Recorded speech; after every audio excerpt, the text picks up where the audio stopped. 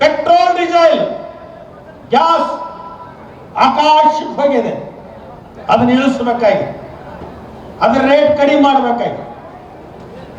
ಅದರ ಜೊತೆಗೆ ಇನ್ನೊಂದು ಹೇಳ್ತಿದ್ರು, ಡಾಲರ್, ಅಮೆರಿಕ ಡಾಲರು 54 ರೂಪಾಯಿ ಆಗಿದೆ. ಮೋದಿ ಅವರು ಬಂದ್ರಂದ್ರ ಆ ಡಾಲರ್ ರೇಟ್ ಎಷ್ಟಾಕೈತಪ್ಪ ಅಂತಂದ್ರ ಭಾರತದ ರುಪೀಸ್ ಮುಂದ ಅದು $1 ಕೊಟ್ರ ಅವ್ರು $10 ಕೊಡ್ತಾರ ಅಂತ ಹೇಳ್ತಿದ್ರು. ಅದಾಯ್ತು. ಅದಾದ್ಮೇಲೆ ಇನ್ನೊಂದು ಹೇಳ್ತಿದ್ರು,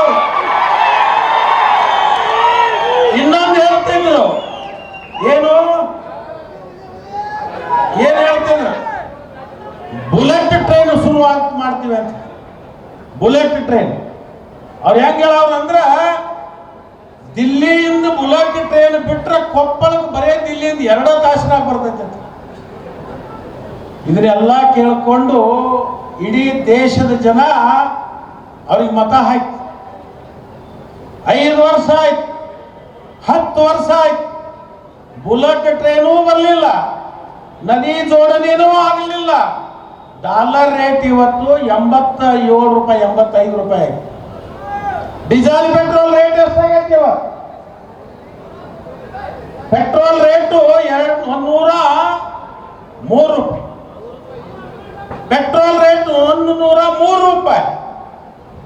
54 ಇದ್ದದ್ದು 103 ರೂಪಾಯಿ. ರೇಟ್ ಕಡಿಮೆ ಆತನ್, ನದಿ ಜೋಡಣೆ ಆಯ್ತನ್,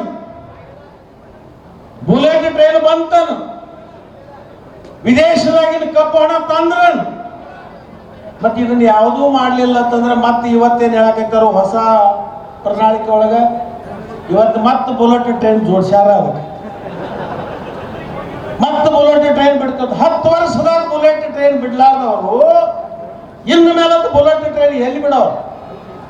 ಬುಲೆಟ್ ಟ್ರೈನ್ ಬಿಡಾಕೂ ಆಗುದಿಲ್ಲ. ಇನ್ನು ಮುಂದೆ ನೀವು ಅಧಿಕಾರಕ್ಕೆ ಬರಕ್ ಸಾಧ್ಯನೂ ಇಲ್ಲ.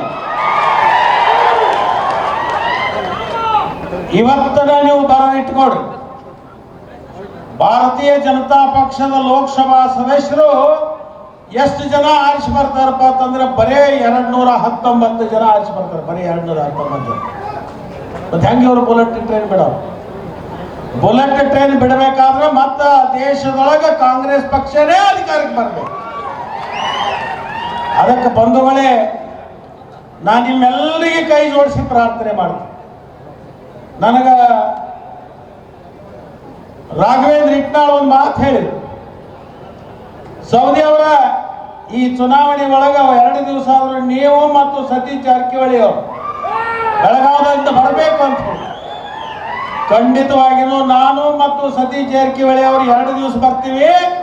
ನಿಮ್ಮ ಮನೆಗಳಿಗೆ ಭೇಟಿ ಕೊಡುವಂತ ಕೆಲಸವನ್ನು ನಾನು ಮಾಡ್ತೀವಿ.